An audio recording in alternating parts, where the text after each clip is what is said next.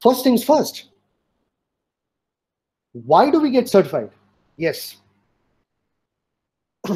we all know this is an exciting time to get certified, right?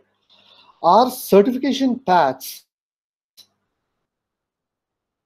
reflect the today's cloud focused jobs. Everybody's talking about cloud, everybody's talking about digital transformation, uh, my infrastructure moving up onto AWS or Azure or any other public cloud offering for that matter, right?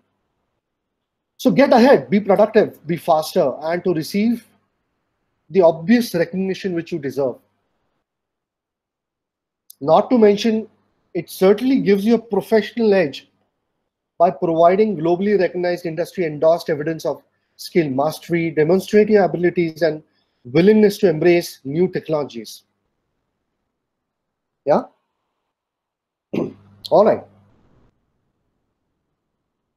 Now, related to certifications, and of course, we adopting cloud, few data points. 38% of IT positions will be cloud related by 2021. 35% of IT professionals say that they are more influential during cloud deployments than the counterparts during the deployments of other technologies. Wow.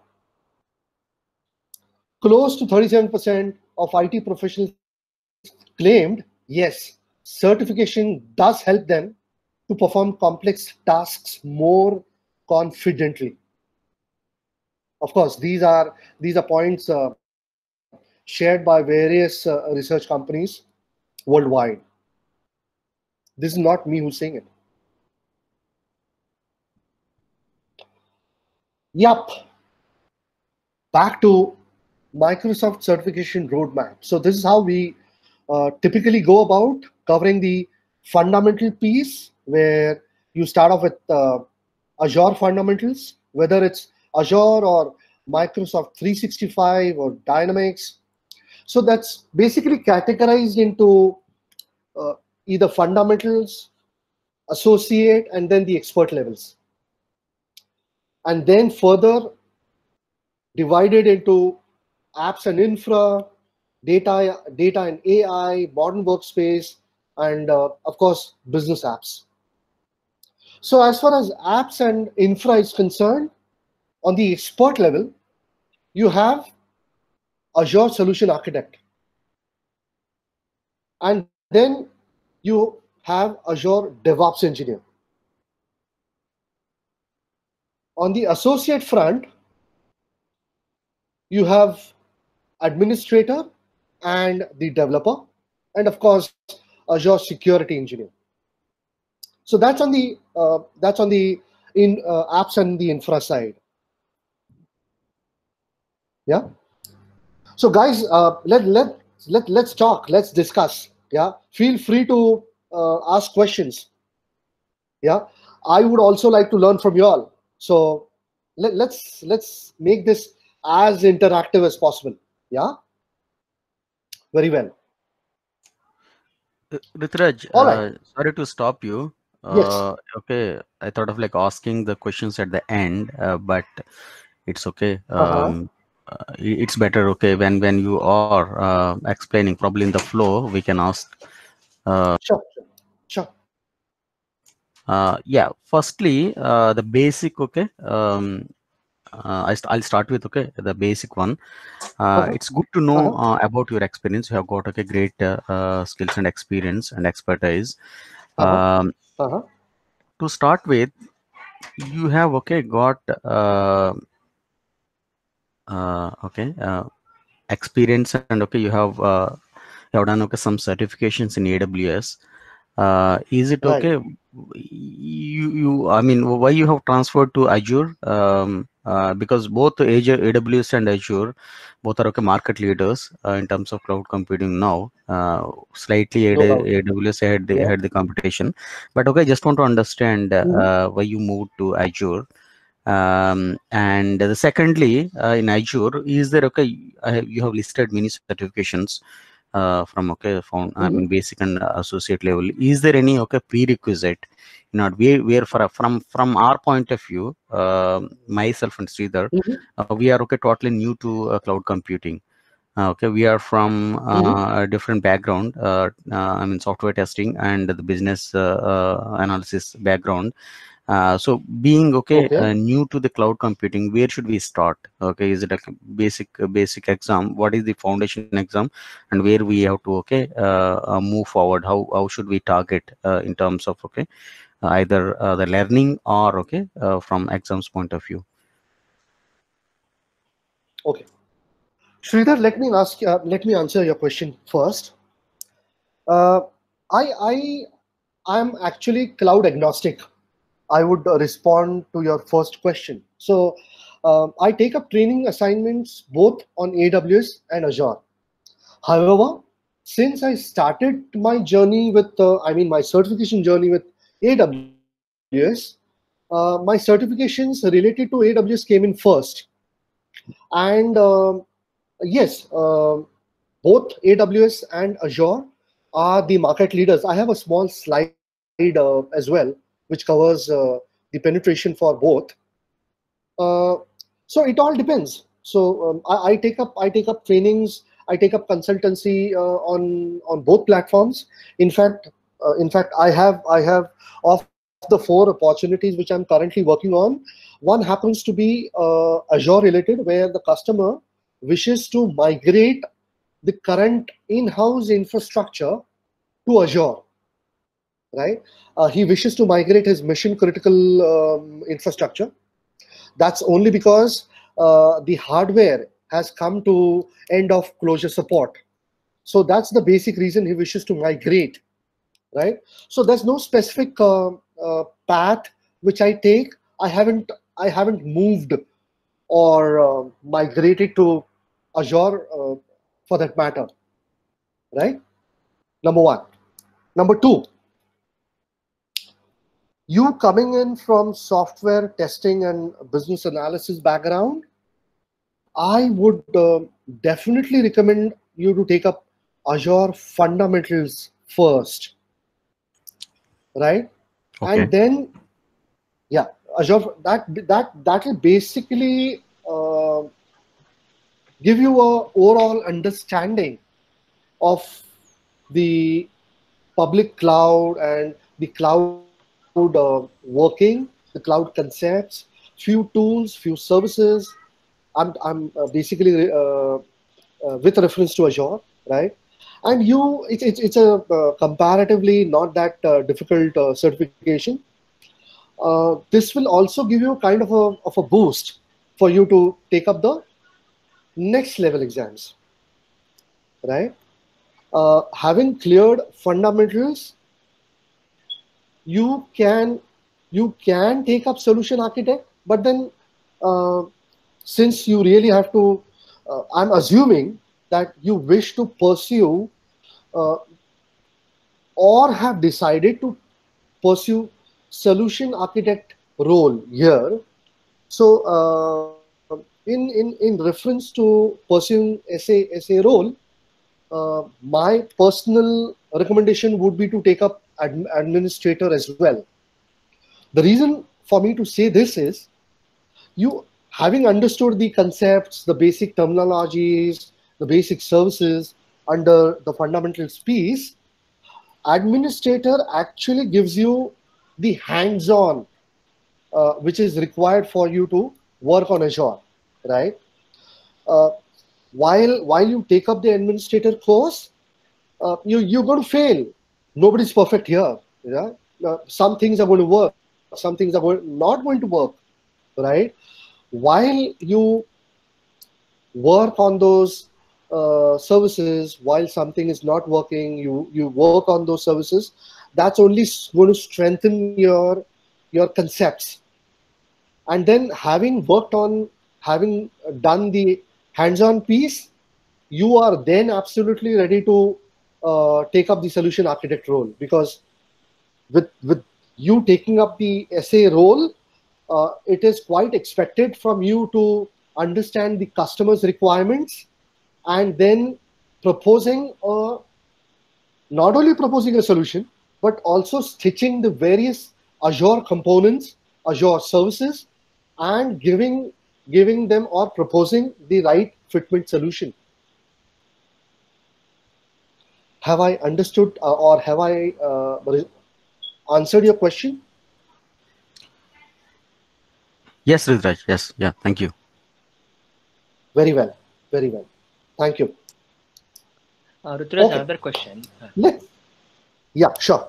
Sorry. Which one is the leader in the market, No. whether it's Azure or AWS? Okay. Because So there's a lot of I was going to take this up. Oh, okay. Yeah.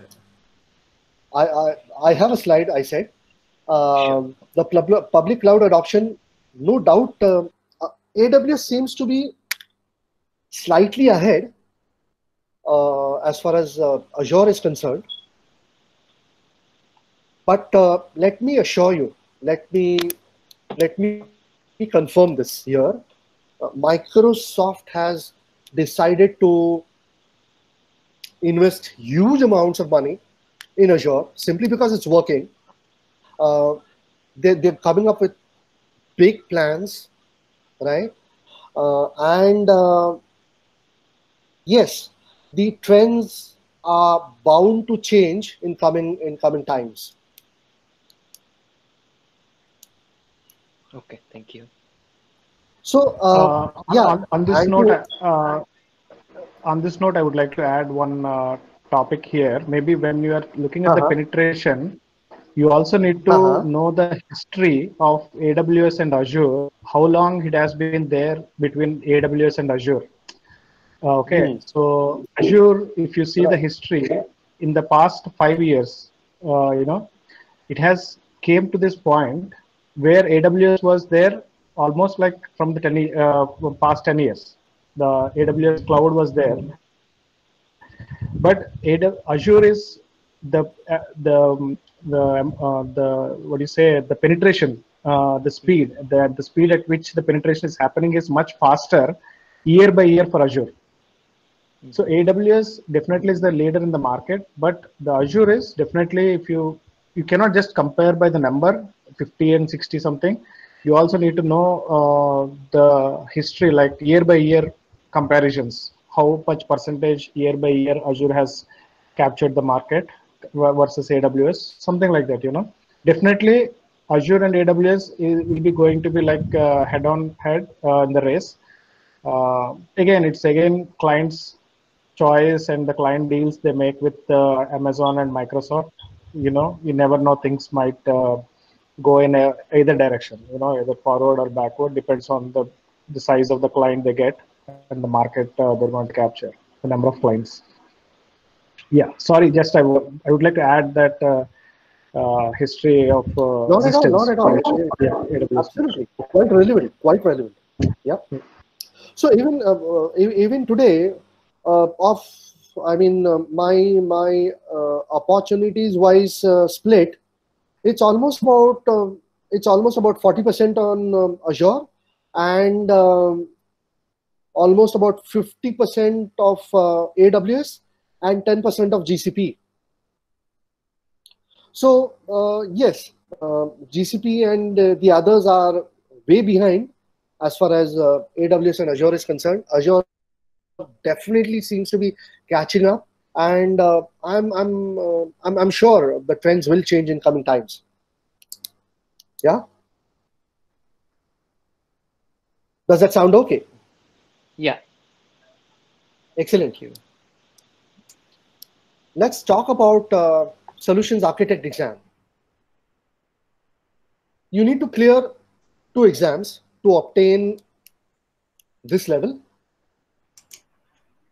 One, of course, is which is known as AZ300, that's Azure Technologies, and 301, which focuses on design. Now, AZ300 covers deployment and configure infrastructure, which is close to 25 to 30%. implement workloads and security, create and deploy apps, implement authentication and secure data, develop for the cloud and for Azure storage. Topics covered in 301 would be determine workload requirements, design for identity and security, design a data platform solution, design a business continuity strategy, deployment, migration, integration, and of course, infrastructure strategy. So both these will earn you Azure Solutions Architect Expert certification. Vast topics and important ones too. Yeah? Cool. All right, let's talk about some basics here. What's cloud computing? The buzzword. Let's go by the definition first. Cloud computing is like renting resources, like storage space or CPU cycles, or on another company's computers. You only pay for what you use. The company providing these services is referred to as a cloud provider. Obviously, the examples include Microsoft, Amazon, and Google. And the cloud provider is responsible for physical hardware required to execute your work and for keeping it up to date and managing the complete infra. So let's try and understand this a bit. I'm going to park the term cloud computing for some time. Let's say you need a computer at home or at office for that matter, or you need a laptop. You would typically tell the hardware vendor that I would need, let's say, probably an i5 or an i7 with 8 gigs of RAM and 1 TB of storage and 2 LANs, and my requirements are related to data analytics for that matter. So here you are, you're working on a laptop right in front of you on a physical hardware device, right? Whereas cloud computing or the cloud provider gives you all of these on the cloud. What do you mean on the cloud? So even if you have a normal, very medium-sized or a low level machine with a simple browser and an internet connection, you can have a higher end machine or a server which has large computing power, which has big storage space, which you could connect between your office network, and which could serve all of your business and personal requirements. The best part about cloud computing is you want to use it for 10 minutes, you pay for 10 minutes. You want to use it for 10 months, you then pay for 10 months. The best part about this is you only pay for what you use. That's an important term here as far as cloud computing is concerned. You hook onto the internet, you open a browser, and you open up a console, which Microsoft or AWS gives you, and you launch your servers, you launch your databases, you launch your web applications in less than few hours. Voila, you're online. Fantastic, isn't it? As compared to the traditional infrastructure. Okay, now let's compare this with your traditional infra, right? So let's say you wish to deploy, or you've built an application which is similar to Facebook. So you would need to buy the servers, you need to buy the software licenses, you need to deploy, you need to configure, you need to fine tune, you need to rent space out from a third party data center, connect, so on and so forth. Bare minimum time frame of 3 to 4 months. I've been through it. I've gone through it before cloud computing came into being. So they had a huge time frame of anywhere between 3 to 4 months. What does cloud computing gives you? Less than few hours. What are the benefits?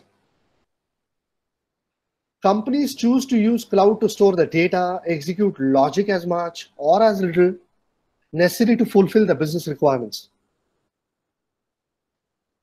Cost effective. Since it's based on pay as you go or consumption based pricing model. It's scalable. The best part about what I like about cloud computing is it's scalable. You can increase or decrease the resources and the services used based on the demand or workload at any given point of time. As your workload changes due to a spike or a drop in demand, cloud computing system can compensate by automatically adding or removing resources. The best example which I need to cite here as far as scalability and elasticity is concerned is Netflix. Now, we all have used Netflix, or rather, we've been using Netflix quite regularly nowadays. So, before, I'm talking about a scenario before this pandemic hit us. So during weekends, especially after 6:37, the load on Netflix increases dramatically because the weekend starts. And the same load decreases once Monday creeps in. So they've designed a structure in such a way that based on the load, the number of servers increase automatically. And the servers get the servers get removed once the load decreases. Mind you, no human intervention at all. That's the best part. Yes, based on this, it's reliable, it's global. Most importantly, it's secure. 7 years, 8 years back, there was the one question which used to hit us. I mean, hit us in the sense, we as pre-sales guys, the number one question, hey, is it secure? My servers, my data, my financial statements, my business logic, my business model is going to be on cloud. What are you going to do as far as security is concerned?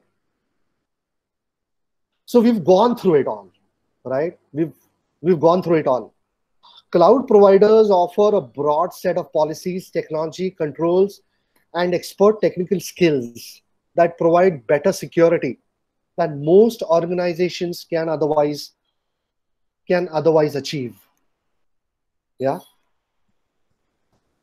All right.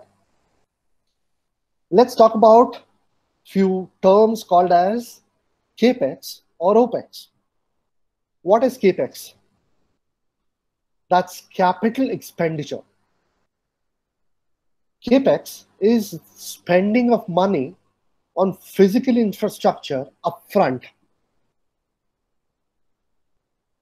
and then deducting that expense from your tax bill over the time. CAPEX is an upfront cost which has a value that reduces over the time.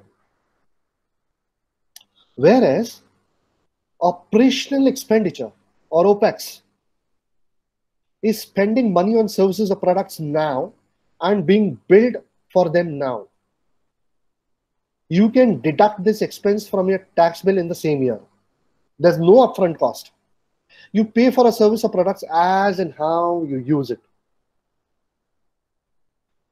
Two examples here as far as CAPEX and OPEX is concerned.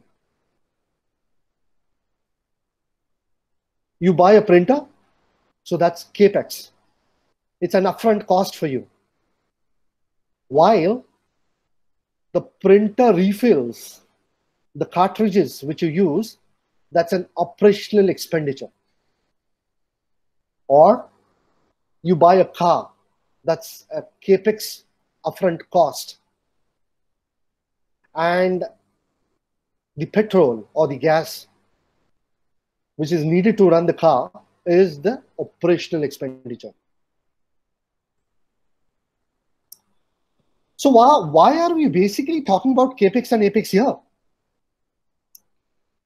So CAPEX computing costs in reference to a typical on-prem data center include server cost, storage cost, network cost, backup and archive cost, organization continuity and disaster recovery cost, data infrastructure cost, not to mention technical personnel. Oof. So back to the same example which I cited a few minutes back. You wish to deploy an application. You have a fantastic idea of a social media platform which is going to overtake Facebook. You're going to buy servers, you're going to buy storage, network, backup, data center, you're going to have a team and all of that. That's CAPEX for you. What's OPEX?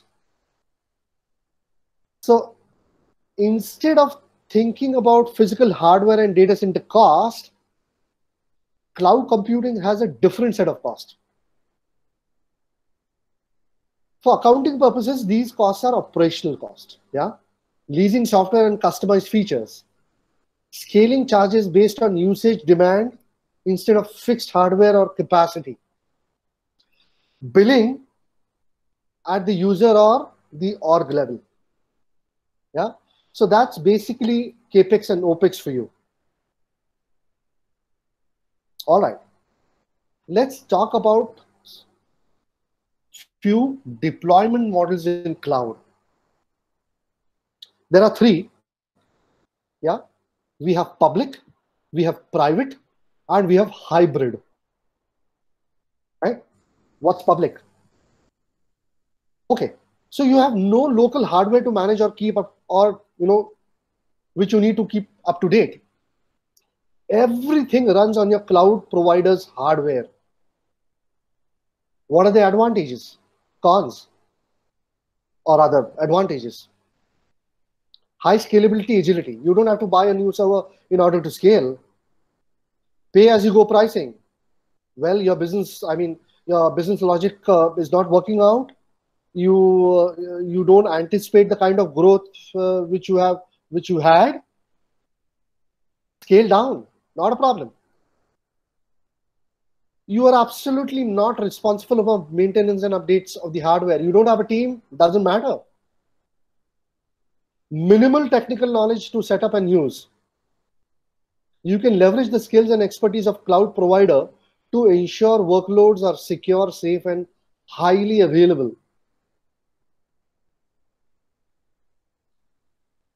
After you sign up for this course, and we cover the Azure Virtual Servers Fundamentals piece, let me assure you, you would be spinning up a virtual server in less than 10 minutes, or rather less than few minutes, I would say. That's the advantage. The kind of configuration you need, you can spin it off in less than few minutes. Trust me. Okay, what are the disadvantages? Having talked about the advantages here, there may be specific security requirements that cannot be met by using public cloud. Okay. There may be some government policies, industry standards, or legal requirements which public clouds cannot meet. Although providers like AWS or Azure, they've ensured that this has been taken care of. You don't own the hardware or services and cannot manage them as you may want to. Unique business requirements such as having to maintain a legacy application might be hard to meet. Yes, that's one point. All right, what's a private cloud? So in a private cloud, you create a cloud environment in your own data center and provide self-service access to compute resources to users in your organization. What are the advantages? You can ensure that the configuration can support any scenario or legacy application. You have control and, of course, responsibility over security. Private clouds can meet strict security, compliance, or legal requirements. Yes. So it's like your own setup, your own AWS or Azure setup at your own, in your own premise, right? So we all know that we worked with various organizations.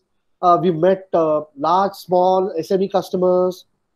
So these customers had a small, typically what they used to call it as a server room, where you had those servers stacked up on top of each other and those blinking lights which were on 24/7. So that was the data center for them. The servers were there, the software, entire thing was in-house. So you built a solution over and above that hardware. That becomes a private cloud for you, right? Okay. Disadvantages: you have some initial capex cost and must purchase the hardware for startup and maintenance. Yes. Owning the equipment limits the agility. To scale, you must buy, install, and set up new hardware. Private clouds require IT skills and expertise that's hard to come by. Yes, that's true. Specialized personal technical skills are required to set up private cloud, no doubt about it. Okay, so having talked about public and private, here we are. You now have a hybrid cloud deployment, which combines both public and private, allowing you to run your applications in the most appropriate location. You can keep any systems running and accessible that use out-of-date hardware or out-of-date OS. You have the flexibility with what you can run locally versus in the cloud. You can take advantage of economies of scale from public cloud providers for services and resources where it's cheaper, and then supplement with your own equipment when it's not. Okay, so a classic example here I would like to share. I am talking to a customer where the customer wishes to migrate. The customer currently has everything in-house.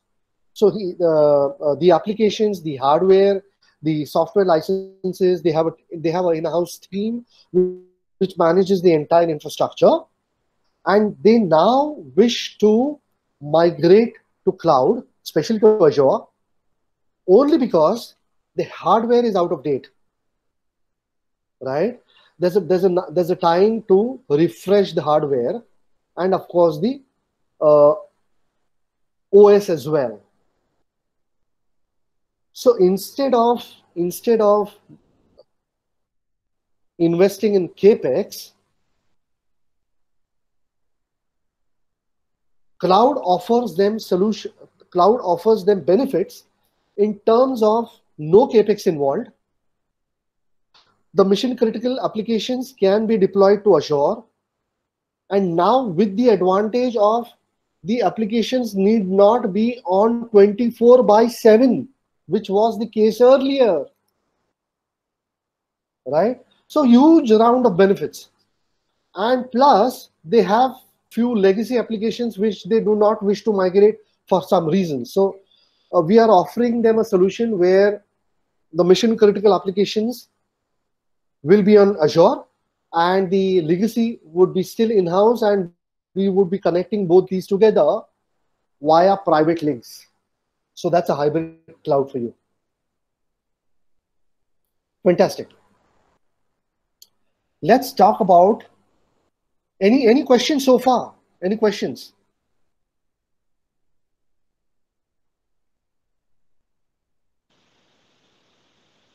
No, thank you very much. Very well. Thanks. Let's talk about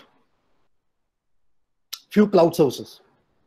So typically they range, or they are categorized into infrastructure as a service, platform as a service, and software as a service. So we typically call them as IaaS, PaaS, and SaaS. That's software as a service. Okay. An important tip here for those who wish to start their cloud journey, who are absolutely new, one needs to understand these models in depth. One needs to understand each model, because the entire cloud platform is based on these three models. So make sure that you've understood the concepts here well. Yeah.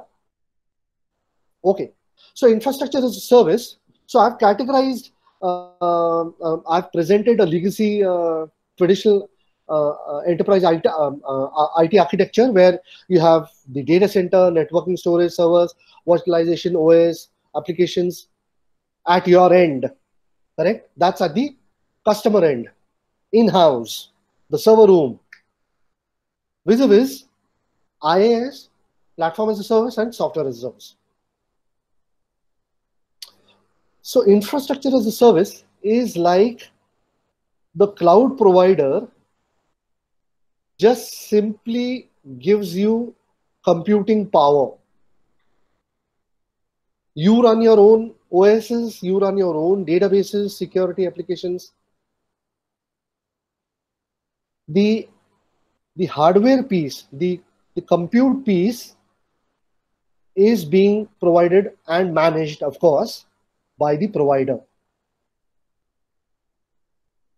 Under platform as a service, right from it not only provides the hardware, the computing power, but they also manage the operating systems, the databases, and the security piece for you. And you, as the customer, just focuses on the applications deployment and management deployment of your applications. Software as a service. Everything is taken care and managed by the provider. Most of the tools offered today are based on software as a service. We all use, the classic example of software as a service is Gmail. We all use Gmail, right? What are we concerned with actually, you and me? I need to log into Gmail and I need to send an email to B and ensure that, and just forget about it.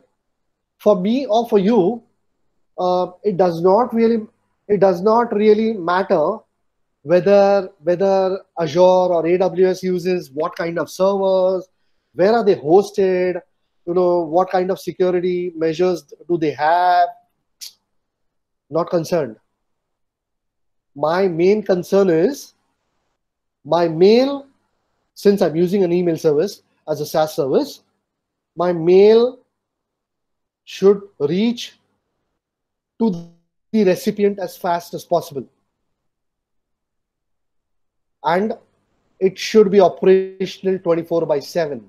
So few of the examples of software as a service are Gmail,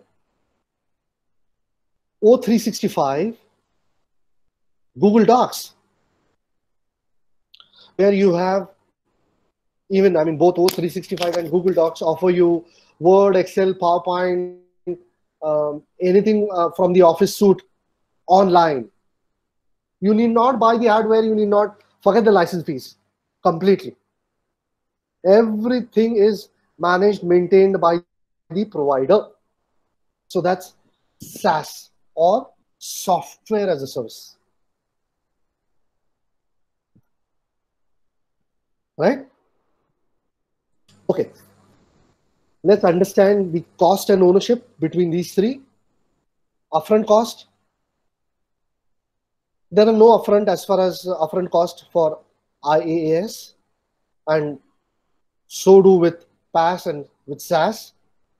With SaaS, they pay for a subscription, typically on a monthly or an annual basis. For IaaS, the users usually pay for what they consume. So under Azure, if you've opted for an IaaS service, that's a compute service, you will pay, for me, if I've opted for a 4-core and 4 GB machine and 1 TB storage machine configuration, I pay an X amount, and you, if you opted for a 2-core and a 4 GB and a 500 GB store virtual machine, you pay that Y amount. So users pay only for what they consume. PaaS, there are no upfront, of course. Users pay only for what they consume. User ownership. The user is responsible for purchase, installation, configuration, management of their own software, OS, middleware, and applications, as depicted in this model. Yeah. PaaS, responsible only for their application. Simple. However, they are not responsible for managing the server. That's been taken care by the provider. What are the advantages? So who would typically opt for PaaS? So typically a startup who's probably into software development, who do not wish to hire a technical team, who do not wish to buy upfront servers and software licenses. They have a team of developers who are concerned or focused on their application. So they'll go in for PaaS. As far as cloud provider ownership is concerned, under IaaS, cloud provider is responsible for ensuring that the infra, such as the virtual machines, storage, networking, is available for the user. Cloud provider is responsible for OS, network, right? Responsible for everything apart from the application that the user wants to run. So except, of course, for the application, under PaaS model, the provider manages everything. This will typically help you to visualize much better. Okay.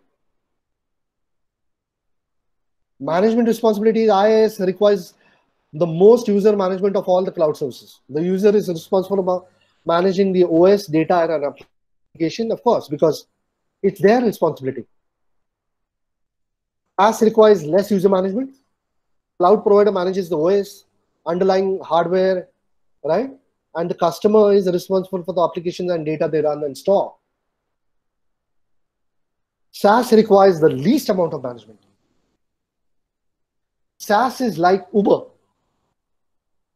You need to travel from A point to B point. You simply call for an Uber. He comes at your doorstep. You hop in. You enjoy the benefits of the car. Enjoy AC, music. There's a driver, right? You continue to focus either on, continue to work, simply gaze around, or sleep for that matter. And you reach your destination. You pay only for the kilometers you've driven, or you've taken the time for that. Yeah. That's again management responsibilities.